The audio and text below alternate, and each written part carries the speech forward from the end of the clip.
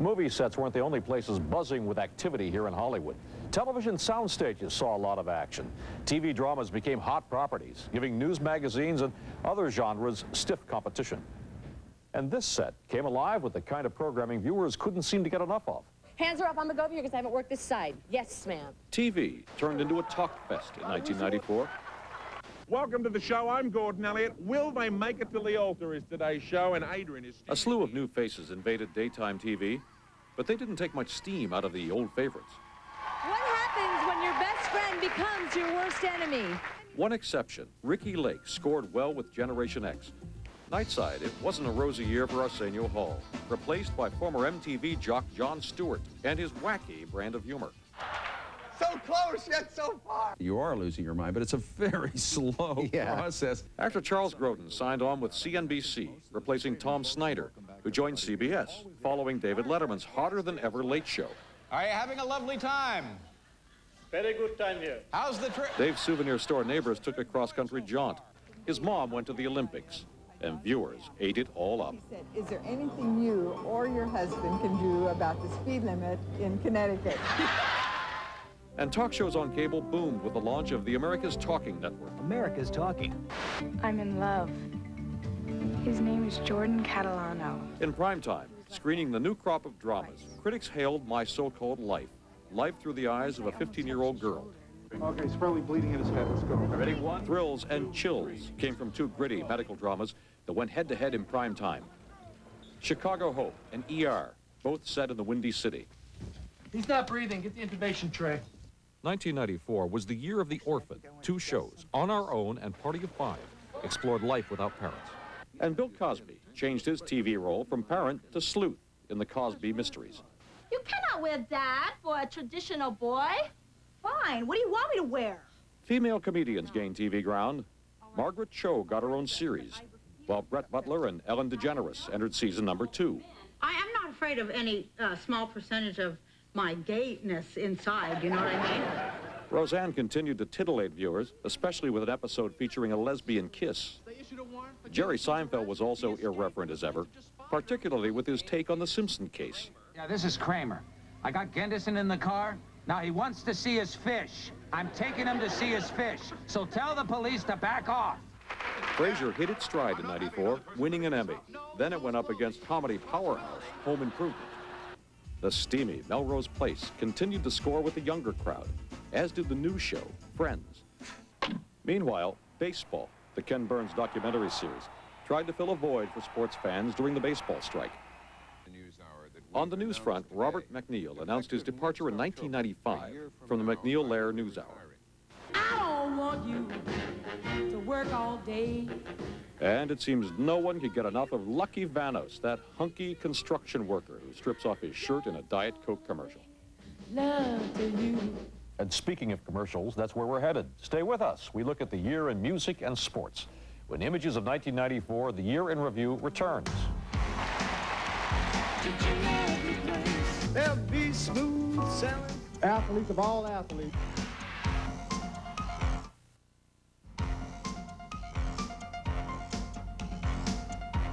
Welcome back to Images of 1994, the year in review. I'm Chuck Scarborough.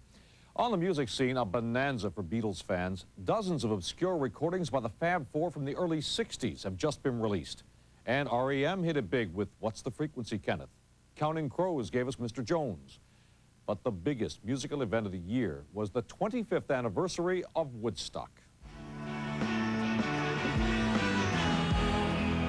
Fans went wild for Blind Melon, who shared the stage with Nine Inch Nails.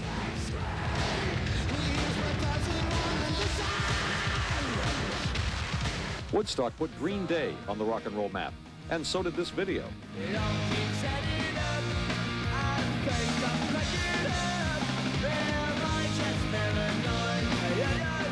Black hole sun, won't you come? Grunge rockers Soundgarden made great sounds. Crash Test Dummies revved up their musical engines and sped into high gear with this campy video. Stone Temple Pilots turned their album Purple into pure platinum. The Rolling Stones broke records with their Voodoo Lounge tour, and guitar man Eric Clapton sang the blues. Welcome to the Hotel California. The Eagles got back together 14 years after they split up. Such a lovely place, such a lovely place. And two huge solo acts teamed up. Don't have much money. Elton John and Billy Joel together on the concert stage. Buy a big house where we both could live.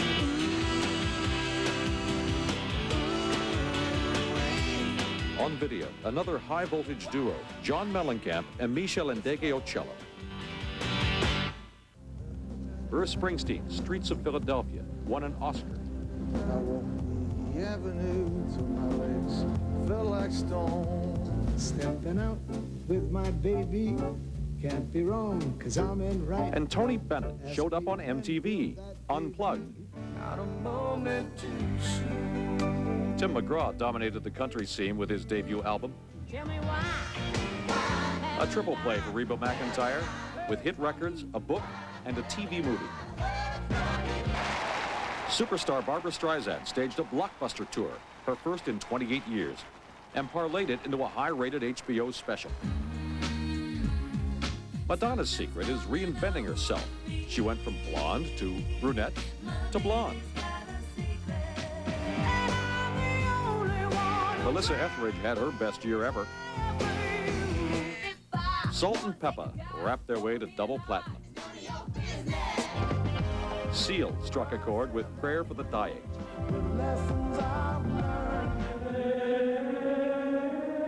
Gregorian chant, out of style for centuries, made a comeback.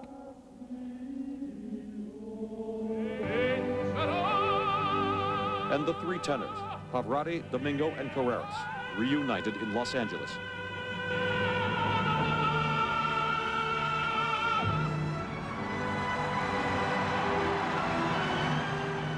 While music fans packed stadiums, baseball fans were shut out in the middle of one of the best seasons in years, with all-stars in both leagues ready to break records and make baseball history. Sluggers Matt Wiggins, Frank Thomas, and Ken Griffey Jr. were all on the fast track to challenge Roger Maris's single-season record of 61 home runs. And Tony Gwynn threatened to become the first 400 hitter since Ted Williams. But midway through the game, the season came to a screeching halt. I guess all I can say to all of you in the end is I'm really sorry. I wish this day obviously had never happened. The regular season and the World Series were rained out as millionaire players and millionaire owners squabbled over billions of dollars. There was one player who remembered what the game is all about. Michael Jordan, defying critics and pursuing his own personal field of dreams. If I don't do it right, I will get criticized, so I better be doing it right. In hockey, the New York Rangers won their first Stanley Cup in 54 years. But fans ended up in the penalty box when a lockout body checked the new NHL season. Like baseball, the issue was salary caps. On the basketball court, it was a dream for Hakeem, with Houston rocketing to the NBA crowd. When the new season opened, the NBA resisted the urge to strike and continued to slam dunk. It's a statement of good faith intention by two sides that, however they may bang away at each other, have always been capable of making good faith efforts.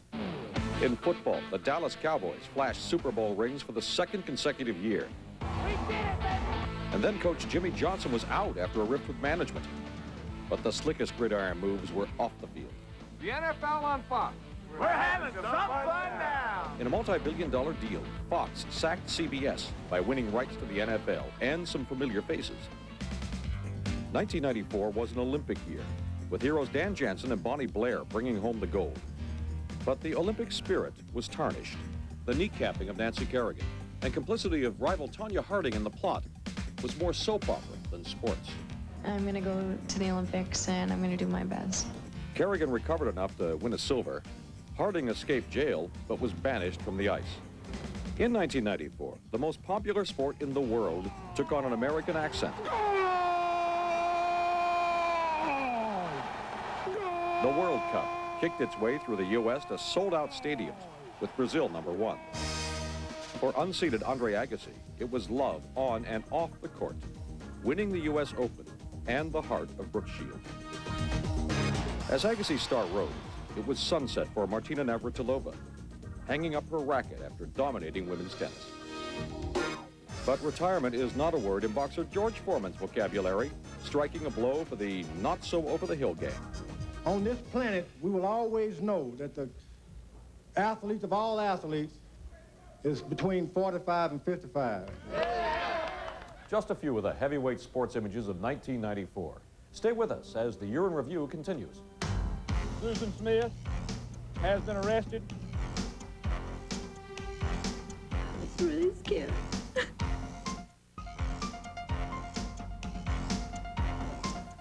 Welcome back to Images of 1994, the Year in Review. I'm Chuck Scarborough. The O.J. Simpson case dominated the legal spotlight, but there were other tales of crime and punishment in other courtrooms with compelling characters and controversial themes. I didn't want him to rape me anymore. I didn't want him to hurt me anymore. Lorena Bobbitt was acquitted of malicious wounding for cutting off her husband's penis. John Bobbitt had earlier been acquitted of marital rape. The court finds that the jury is hopelessly deadlocked and declares a mistrial. Prosecutors will retry Eric and Lyle Menendez. The brothers claim they killed their parents in self-defense after years of abuse. The DA says they did it for money. I would rather eat ground glass for a year than do this trial again. A civil jury awarded Rodney King $3.8 million for injuries he suffered during a beating by Los Angeles police. You know, no one wins here in this type of situation again. You know, no one wins. 5 followers of David Koresh were convicted of killing federal agents in Waco, Texas. 11 other Branch Davidians were acquitted. This closes another chapter in the Waco tragedy. In a case of justice delayed, Ku Klux Klansman Byron De La Beckwith was convicted of the 1963 murder of civil rights leader Medgar Evers. All I want to do is say, yay, Medgar, yay, yay, yay. Talk about inhumane. Did Gacy think of anything being humane when he tortured and killed our boys? No. The epitaph for serial killer John Wayne Gacy, executed by lethal injection for 33 murders. And serial killer Jeffrey Dahmer was bludgeoned to death in prison by another inmate. Dahmer was serving consecutive life sentences for the grisly murders of 16 young men.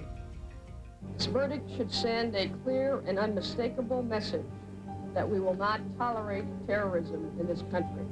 4 Islamic fundamentalists were convicted in the World Trade Center bombing. Some celebrities have brushes with the law. Michael Jackson made a $20 million settlement in a sensational case involving alleged sexual abuse of a young boy. It was a trying year for Joseph Cardinal Bernardine of Chicago. A young man falsely accused him of sex abuse, then recanted all charges. The ordeal of the past several months has been painful, very painful. I was totally humiliated by the public attack on my character. Talk show queen Ricki Lake was arrested at an anti-fur break-in at fashion designer Karl Lagerfeld's office. In 1994, life imitated art. After the movie Natural Born Killers was released, the Midwest was hit with a chilling crime spree that ended when the police caught the suspects napping. We told the people to put their hands up. We rushed them and took them into custody. In New York City, a gunman opened fire at Rockefeller Plaza, killing a stagehand for the Today Show. And in Detroit, a burglar beat Rosa Parks, the mother of the civil rights movement. It was a terrible feeling. I was screaming and trying to ask him to not hit me.